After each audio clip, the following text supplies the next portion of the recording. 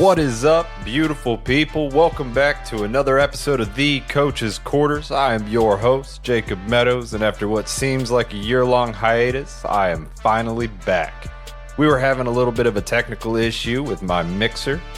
Shout out to Sweetwater for having the best customer service on the planet and hooking me up with a replacement since mine was no longer viable.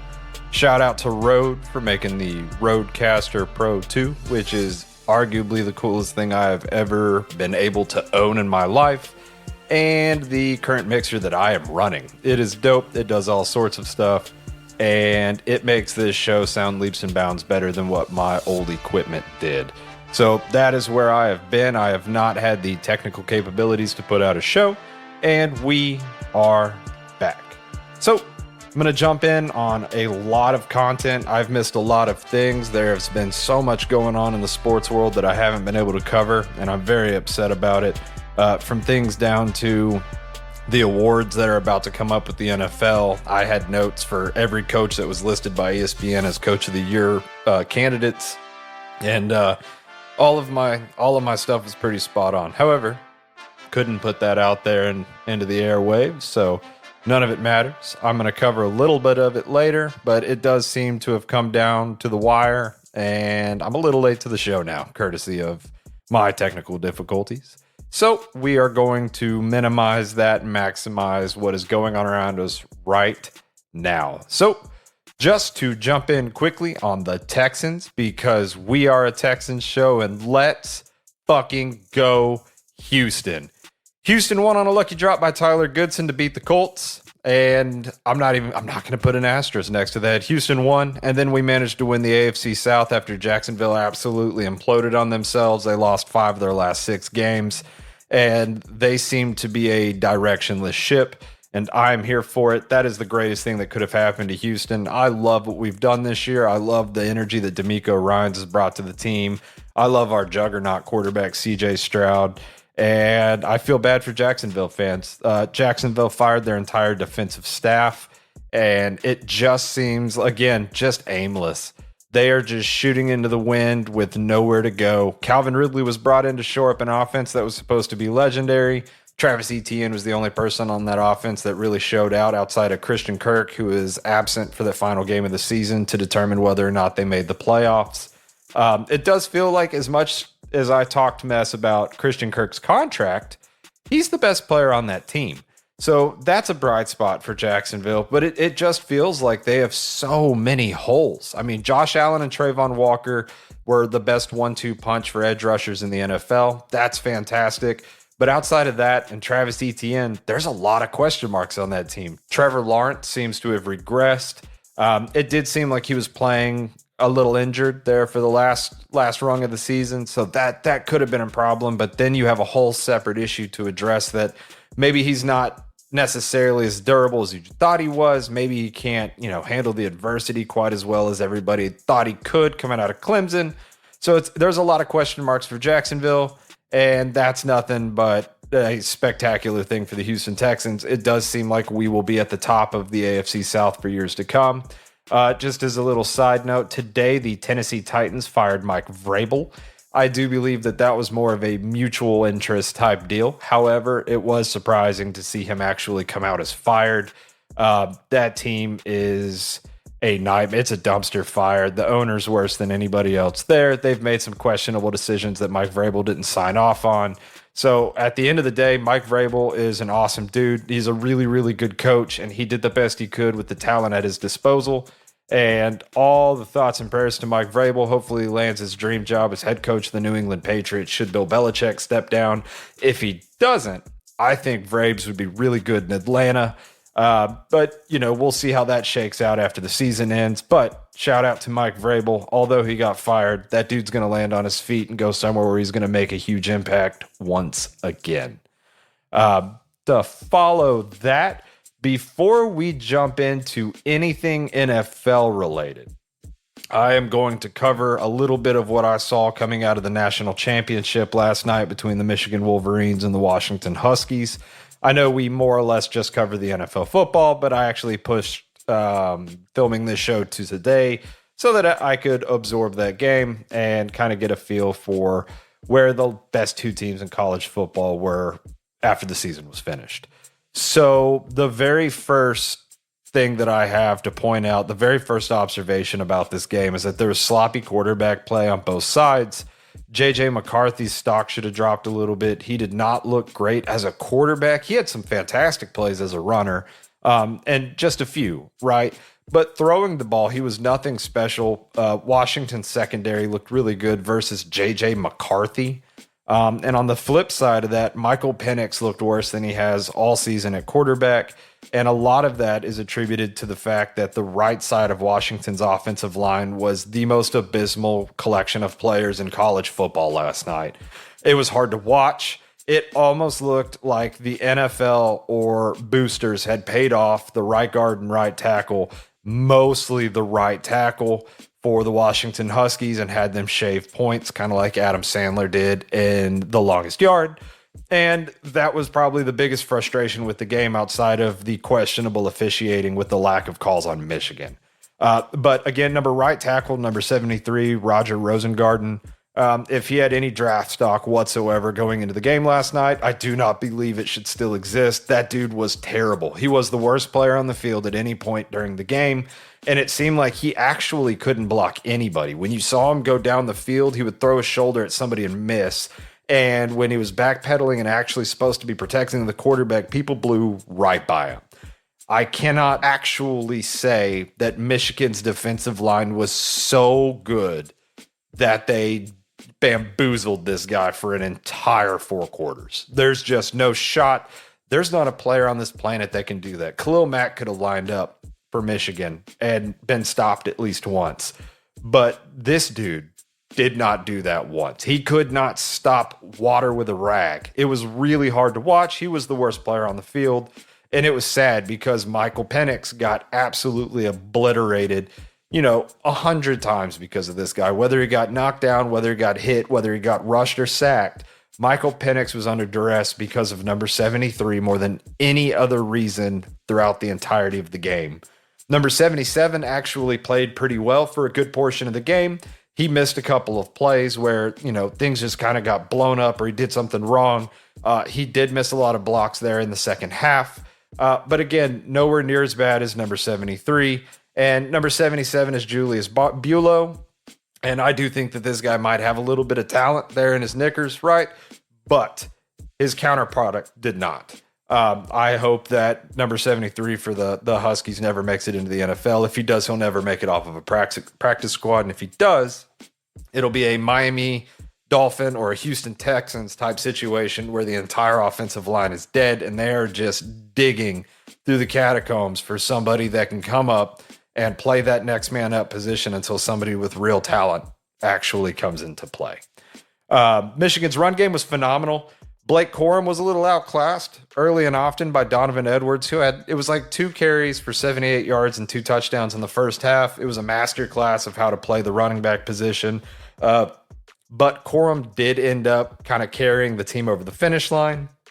Donovan Edwards ended up with 6 attempts for 104 yards and 2 touchdowns. Blake Corum ended up with 21 attempts, 134 yards and 2 touchdowns.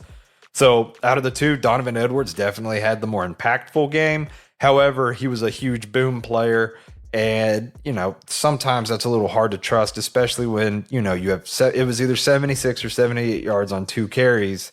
And then you only get 30 more yards on the next 4. That average is still ridiculous. This is not a slight whatsoever. I think Donovan Edwards probably ends up being the better NFL back, courtesy of how freaking fast he is. Did not realize that dude could fly the way that he did. He was absolutely untouchable against Washington, and I think it is going to be super, super exciting to watch him in the NFL. I think that his draft stock is probably going to rise. Also, just to preface that, I do have stock rise, stock low, stock equal. I'm going to go over a couple players out of the game after I do this little, shindig over what actually happened on the game right after this. So I will have more to talk about with that. However, Donovan Edwards was a stud. That he was the most impressive player on the field all night, and I do believe that he deserves credit for that because what he was able to do on the ground was phenomenal. You did see Washington struggle to produce a run game pretty bad. Dylan Johnson was pretty visibly hurt right out of the gate. And in my opinion, Dylan Johnson's one of the best running backs in the country. I hope he gets drafted high, and if not high, I hope he gets drafted to a good situation. I'd love him in Houston. I think he would be a fantastic Texan, and I think his drive and determination that he showed during the game when visibly injured and still going out on the field and still being the best running back to strap it up for the Washington Huskies, I don't think that can be overlooked because he is a phenomenal athlete. He, from all the perspectives that you see on the internet or any of the words out there in the abyss, he's an awesome guy. So shout out to Dylan Johnson. It was really cool to actually see him go out there. It made you cringe every time he caught the ball or ran the ball because it looked like he was getting hit by a truck because his ankle seems to have just absolutely exploded. Still kind of waiting to hear the final verdict on what's actually wrong so we know what happens with his draft stock. But, A+ guy, crazy that he was able to go back out there on the field despite all the injuries, crazy that he kept chugging along. And the dude put on a masterclass of how to actually represent your team, especially in the national championship. Outside of that, Washington had a better defensive line in the second half than Michigan. Michigan's defense is the best in the country. Everybody knows that. Washington's D-line absolutely ate in the second half. However, Michigan dominated the trenches for just about 4 quarters. You can give edge Washington for maybe 1, but Michigan put on a masterclass against Washington. Again, there was some rather suspicious or fishy officiating throughout the game. It really felt like Washington was getting picked on, and Michigan had virtually no calls called against them until the game was so out of hand that it didn't matter. But that's neither here nor there because Washington definitely beat themselves. There was a litany of drops amongst the wide receivers and the tight ends for Washington. Michael Penix overthrew a bunch of people, underthrew the rest. And it was one of these things where it felt like Michael Penix was hearing footsteps for the majority of that game. He didn't have great protection. I do think that his left tackle had a terrific game, but it was a very tricky predicament for Washington because Michigan is good. Michigan was better than anybody Washington's played all season, and you really got a feel for that once the game started rolling. So shout out to Michigan. Shout out to Jim Harbaugh. Awesome to see him win a natty. I loved him for the 49ers. I think he's a terrific coach. I did not have a dog in this fight, although I did cheer for Michael Penix to hoist that trophy at the end of the game. It was a good game. It was very close through the first half. If, again, Michael Penix hits on like 2 throws and his blocking is marginally better and Donovan Edwards doesn't break 2 long touchdown runs in the first half, this game looks totally different. Like this was a game of inches, absolutely a game of inches. And Michigan took every inch that was at their disposal, and Washington seemed to give theirs away when the opportunities presented itself. Super fun game to watch. Had a blast watching it. But Michigan did take it. They took it pretty handedly. And now we get to kind of see where these kids that played in the national championship fall in the NFL. Throughout the game, there was a couple of people that I observed that, may or may not had their stock rise or fall or kind of stay the same more or less. And I did write down a couple of them just so I had something to give you guys. So defensive line, Chris Jenkins, I believe his stock either went up or stayed the same. He's already projected to go in the first round. He was an absolute menace against Washington's offensive line, which, not saying much after everything I just said. They played pretty poorly for the majority of the game. However, that dude was a bulldozer. So I do think that his stock either got better or solidified itself there in the first round. I think J.J. McCarthy's stock probably should drop. There's no telling. I have no idea where he's projected. I hope it's not high just because as much as I want to like J.J. McCarthy, I don't think that he's a terrific NFL quarterback. There's, every opportunity in the world that he is a good college quarterback. With his age, I'm pretty sure he's 20 years old. With his age and his intangibles, I don't like J.J. McCarthy as an NFL quarterback, and he did not play well in the Natty. His passing yards it was like 140 something pass yards. Like he was a non-factor. His run game carried their offense throughout the game. So if anything, J.J. McCarthy's stock dropped. You have running back Donovan Edwards, stock went up. Pretty positive he's projected to go in the second round. I could see him slipping into the latter part of the first round or going high in the second round. The the scope of how quick he is, his explosiveness and his acceleration, his size, like everything cumulatively, he's going to be good. Like he's either going to be a menace or he's going to be Trent Richardson, who looks like a menace and plays really poorly. But I really like the way that he hits holes. I like everything. His field vision seems to be good. His footwork is good, and he's fast as shit. So I like Donovan Edwards. I think his stock may have gone up. This game very likely may have helped him out with the financial side of being drafted into the NFL. Running back Blake Corum. I believe that Blake Corum's stock may have fallen a little bit in this. Blake Corum is an older player than Donovan Edwards. So I think Donovan probably would have gone before him anyways, just because, again, the speed, the size, the strength, that sort of stuff, plus the age. However, Blake Corum, if you erase the 59-yard run that he had in the first half, Blake Corum does not have a great game on 21 carries against a Washington defense that it seemed like everybody else that was running the ball, J.J. McCarthy included, was just running through for most of the night. So with that being said, I think Blake Corum's stock may have dropped. You might be able to see him at the earliest go in the latter part of round 2, but I really think he's going to end up being a round 3, round 4 guy, which is great for a team looking for a budget pickup that's going to be fantastic. I think he's a good running back. I like Blake Corum. He was one of my favorite running backs in the country coming into this game. So I like Blake Corum. I like what he's capable of doing. I just think that this game did not necessarily help his draft stock much because he was played very well. You could tell that Washington watched a lot of film on how to stop him, and then they executed rather well, sans the 159-yard run. And then my last Michigan guy that I wanted to cover was Mikey Sainristil. Pretty sure I'm saying that last name wrong. I heard it said a couple of different times or a couple of different ways on TV last night, so I don't really have a good way of saying it. However, he looked great. He was all over the field. He's a little undersized at 5'10" and about $185, but he's got a high football IQ, it seemed. He was really doing well, making a play on the ball, sealed the game with an interception in the end. And it just looks like as a defensive back, no matter how you use him, whether he's your nickel corner or whether he ends up being an outside guy, because he did seem fast. It does seem like he's got a very strong feel for what's going on around him. His communication with his teammates look good. So I like him to translate, and I think that he might actually be, whether it's a day 1 starter or a week 6 starter, I think he can almost immediately contribute in the league. There's a lot of cornerback and DB needy teams out there, and I do think that he could be a plug and play for quite a few teams despite being marginally undersized. Bouncing over to the Washington players. Roma Dunze, again, probably saying that last name incorrectly. I think his draft stock stays about equal just because of Michael Penix's inability to get the ball into his receivers' hands on some plays, and then a litany of drops and just bad plays and this, that, and the other for the rest of it. His wide receivers, I'm not going to touch much just because it was a bad game for the Washington pass game. I do think that edge Braylon Trice's stock may fall a little bit after the national championship. He had 3 combined tackles, 2 solos, and that was it. He got pushed around quite a bit by the Michigan offensive line, albeit Michigan's offensive line is good. They've been good all year. But in the big moments, you want your big players to really show up. Braylon Trice is one of the better known, bigger players for Washington, and he was almost a non-factor for this game.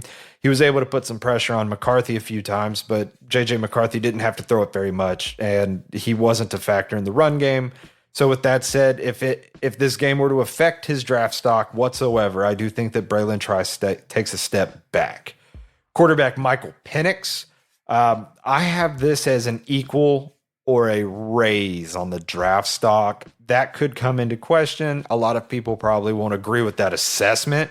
But I think the lack of blocking from his offensive line really rattled him. However, that dude was hurt for a large portion of the game and never came off of the field. And he directed traffic all game for his team.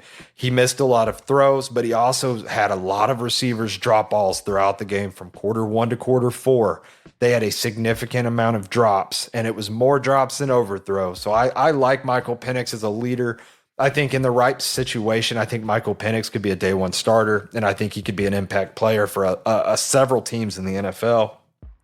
I am excited to see Michael Penix in the league.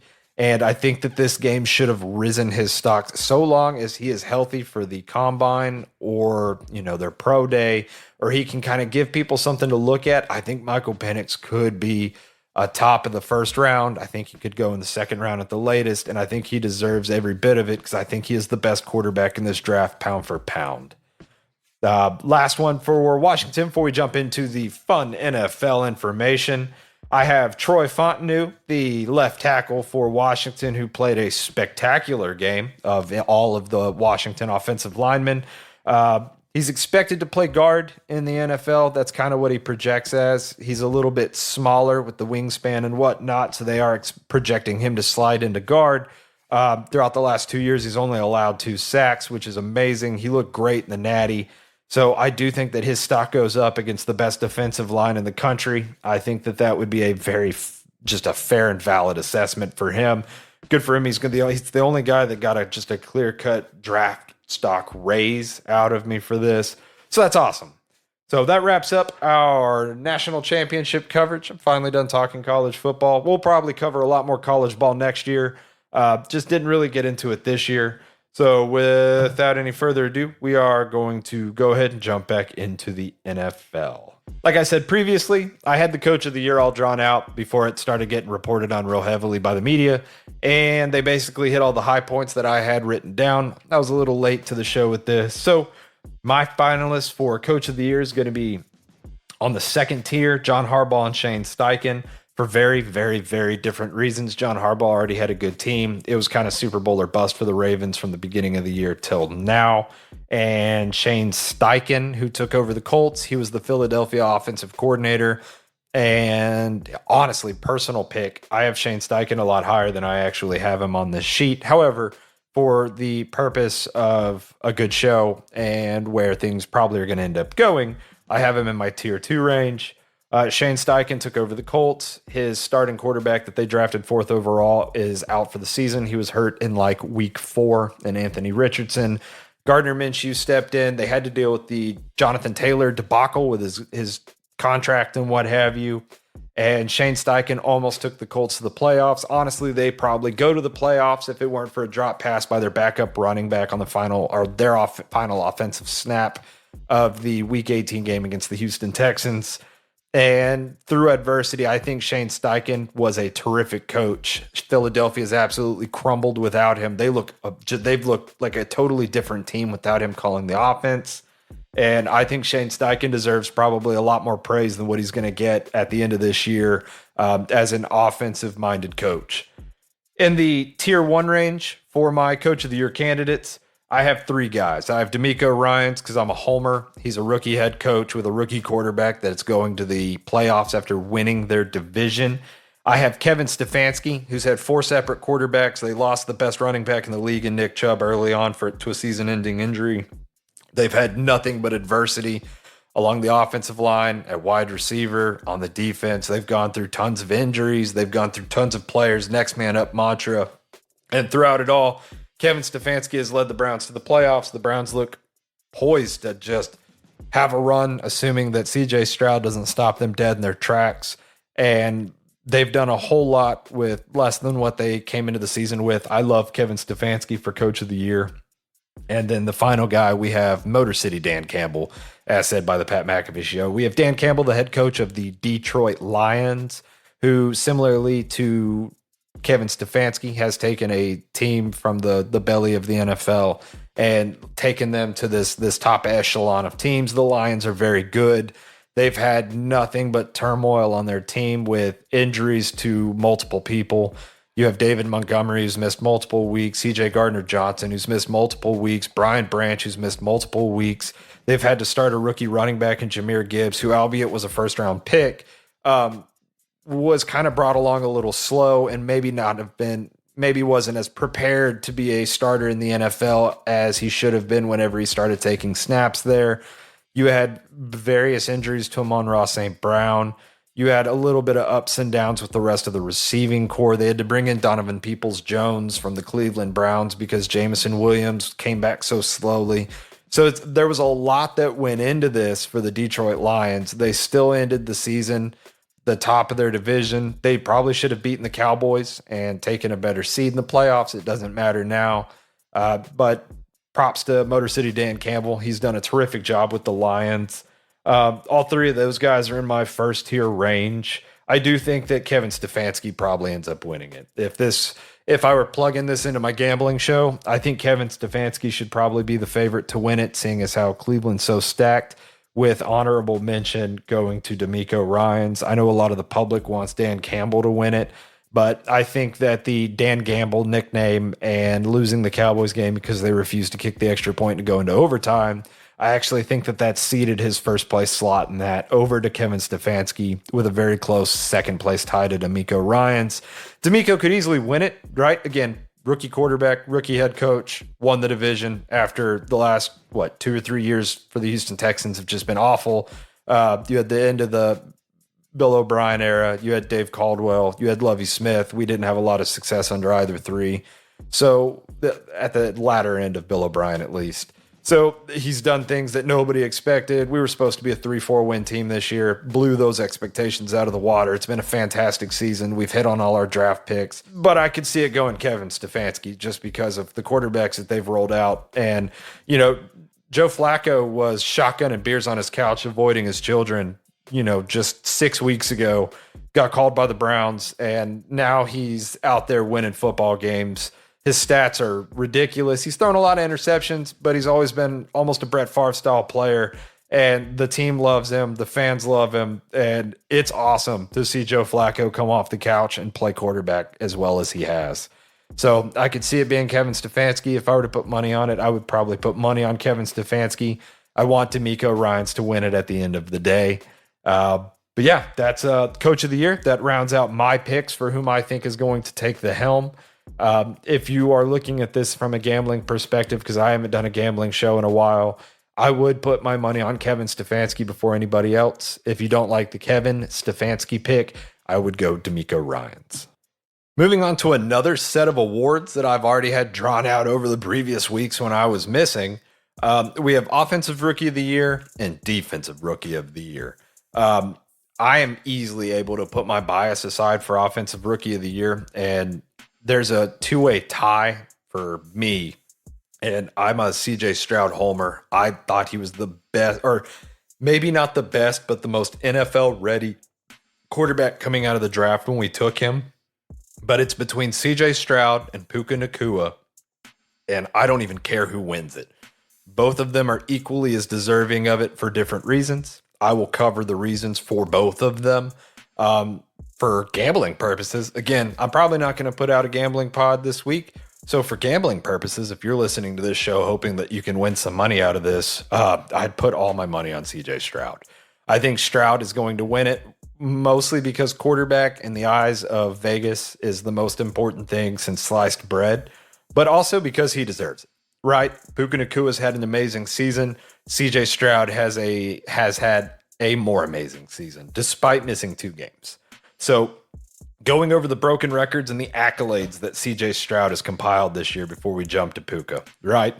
CJ Stroud tied the most touchdowns in a single game by a rookie quarterback with 5, Week 9 versus Tampa Bay.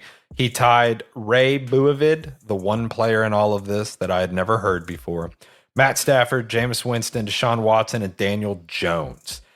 He has the most pass yards in a game by a rookie with 470, also Week 9 versus Tampa Bay. Most pass attempts without an interception to start his career. That record ended in Week 6 versus New Orleans. Most pass yards with 0 interceptions in first 2 career starts with 626 pass yards. First quarterback to have at least 900 yards, 4 touchdowns, and 0 picks in first 3 career starts.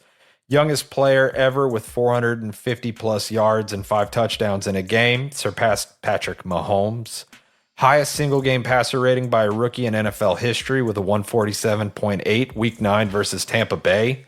And he won Offensive Rookie of the Month in September and Offensive Rookie of the Week in Week 9 for the game against Tampa Bay. Just miraculous. He's also led the Texans to a 10-7 record. Not all of the wins were his. Naturally, he was out with a concussion for a couple of weeks. But the vast difference in the Texans' offense and team as a whole when CJ Stroud is on the field versus off of it is very symptomatic of what he's been able to do for this team, how everybody has bought into him, and how he is the leader moving forward and arguably more deserving of Offensive Rookie of the Year because CJ Stroud is now the face of the franchise. What he has been able to do with the same weapons that Case Keenum had, that Case Keenum couldn't do, and there are better backup quarterbacks in the league. Case Keenum is a wily veteran. He has ran an offense in Houston before. And the fact that CJ Stroud is just so much more remarkably better with every aspect of his game, CJ Stroud deserves the Offensive Rookie of the Year. The other Offensive Rookie of the Year candidate, Puka Nacua, is a wide receiver for the Los Angeles Rams, and he has broken 2 major records this year. And to preface this, wide receivers have much fewer records to break than quarterbacks. They can do much little with what they do. It requires a quarterback to throw them the ball.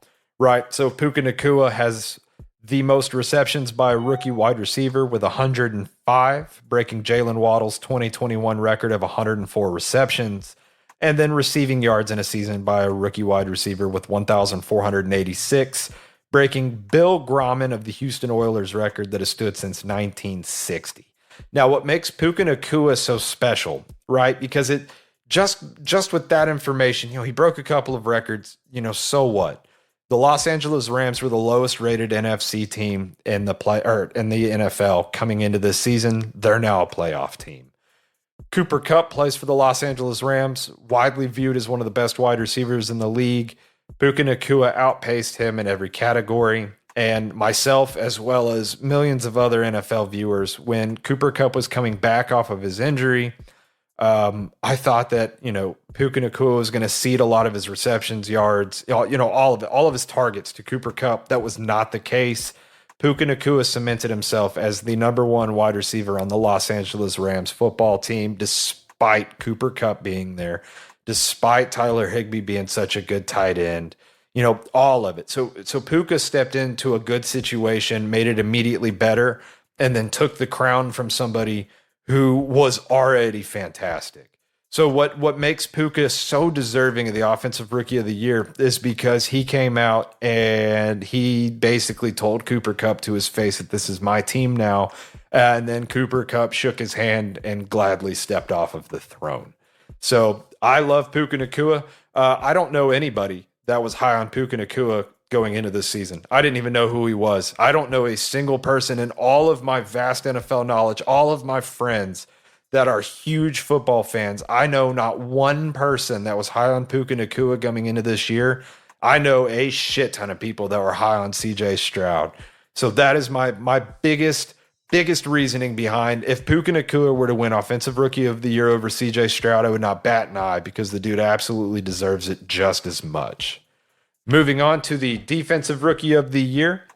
I have 3 people on this list. I have the Vegas numbers 1 and 2 to win it, and then also my pick for Defensive Rookie of the Year.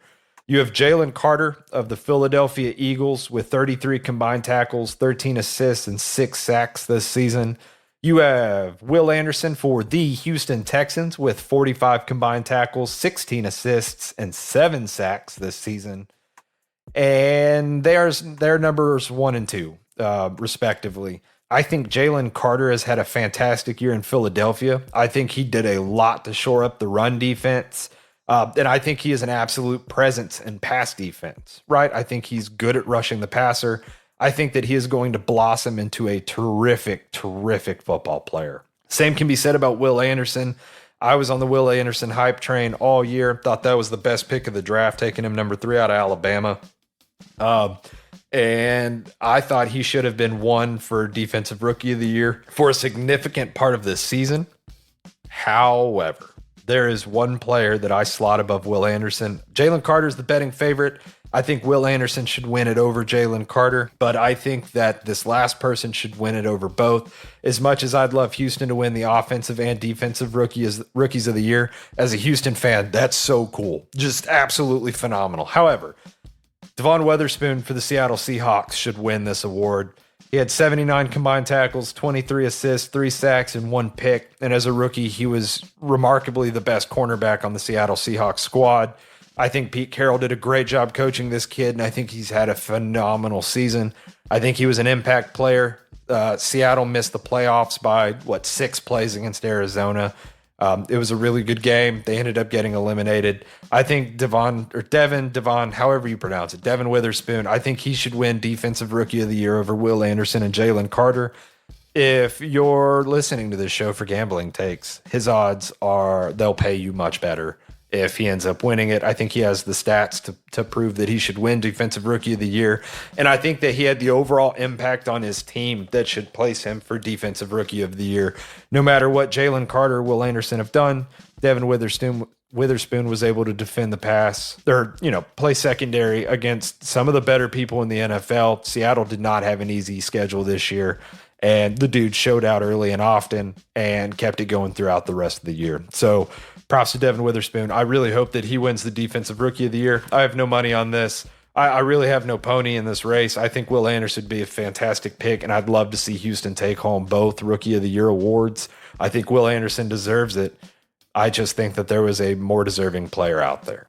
All right, last but not least, your closer to the show, ladies and gentlemen. I have a playoff picture for you. I have a bracket all the way through to the Super Bowl. I have picks throughout, and this has been an incredible playoff race. Miami lost to Buffalo. They ended up losing the division after being the best team in football for the first 12 weeks of the year, despite not being able to beat a winning team. You had the Philadelphia Eagles fall to the New York Giants in the final week to lose their seed in the playoffs. Just so many terrific things. The Tampa Bay Buccaneers ended up coming out on top of the NFC South. They actually look good. Baker Mayfield made a shit ton of money and incentives that he deserved every bit of. I hope they retain him. You had the Houston Texans, like earlier reported in the show, that, because of a Jacksonville loss and a drop pass by the Colts, also a very good game by all of the players on the Texans and Colts, but all of the players on the Texans to secure that victory. Don't let me lead you astray and believe that it was one drop pass that decided that game. Houston played their asses off. You had a lot of things that really came out of left field that really set the pace for this playoff picture.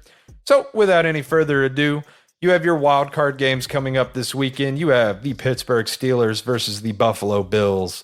You have the Miami Dolphins versus the Kansas City Chiefs. You have the Cleveland Browns at the Houston Texans.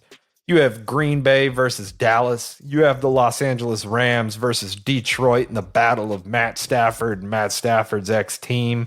You have Philadelphia versus Tampa Bay. Those are your 6 wild card games, with the Baltimore Ravens and San Francisco 49ers both having a bye. So to walk you through this, I think Buffalo beats the Pittsburgh Steelers. With TJ Watt out, I don't think Pittsburgh actually has a chance. I don't think Mason Rudolph is a great quarterback despite playing incredibly well for the last couple of weeks of the season. So I am taking Buffalo at home versus Pittsburgh. You have Miami versus Kansas City. Kansas City is the home team after winning their division.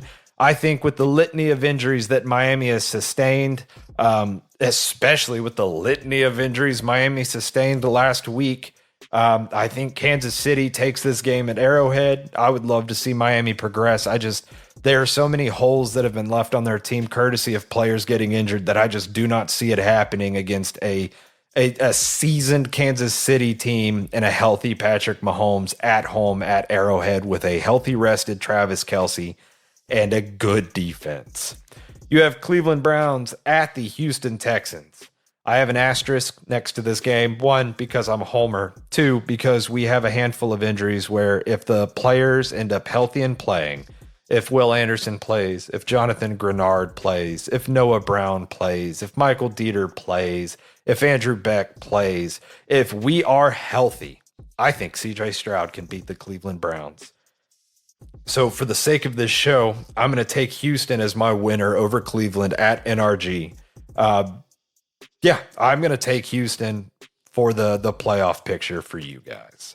You have Green Bay versus Dallas. I'm taking Dallas at home against an inexperienced Jordan Love and a less than stellar Green Bay team. They have too many injuries. Dallas is too good against bad squads. I think Dallas takes that game by about 10 points. You have Los Angeles Rams versus the Detroit Lions. I love this game, and this absolutely breaks my heart. I hate that the NFL is scripted and they have the Rams versus the Lions on Wildcard weekend, and the first time the Lions have been to the playoffs in eons. Because I like the Rams. I like Matt Stafford to beat his old team in the super wild card weekend. And again, it crushes me. I hope the Lions win and that I am wrong. If you're listening to this show for gambling takes, don't gamble on this game. I wouldn't touch this game with a 10-foot pole. It feels like it'd go either way, but I like the Rams to beat the Lions. And then you have the Philadelphia Eagles versus the Tampa Bay Buccaneers. Nobody other than the Jacksonville Jaguars have imploded worse than the Philadelphia Eagles. And I think the Eagles have imploded worse. I'm taking Tampa Bay at home versus the Philadelphia Eagles just because I think that Philly's cooked. I think they need to fire their offensive coordinator. I think they need to fire Matt Patricia. Nobody ever needs to hire him again. And I think Philadelphia needs to hit the reset button on their coaching staff. Maybe not Nick Sirianni, but the rest of them. So that leaves you the Baltimore Ravens, the Houston Texans, the Buffalo Bills, the Kansas City Chiefs, the San Francisco 49ers, the Los Angeles Rams, the Dallas Cowboys, and the Tampa Bay Buccaneers. I have Baltimore beating Houston in Baltimore. I have Buffalo beating Kansas City. I have San Francisco beating the Rams, and I have Dallas beating Tampa Bay. Moving into the conference championships, you have the Baltimore Ravens versus the Buffalo Bills. I am taking Baltimore. You have the San Francisco 49ers versus the Dallas Cowboys, and I'm taking San Francisco. And in the Super Bowl, you have the Baltimore Ravens and the San Francisco 49ers, just the way the football gods intended at the beginning of the season, and I am taking the Baltimore Ravens. And that wraps up this show. Thank you all for your patience. Thank you all for tuning in after my gigantic hiatus for like the third hiatus this season. It has been a very, very trying year. It has been a lot of learning curves, and it has been a phenomenal first football season with the coach's quarters. I cannot wait until next season. I cannot wait to keep going as the playoffs continue, to keep bringing you coverage of what's going on throughout the weeks. And we will be back in a couple of days with another show. I love you all. We are out.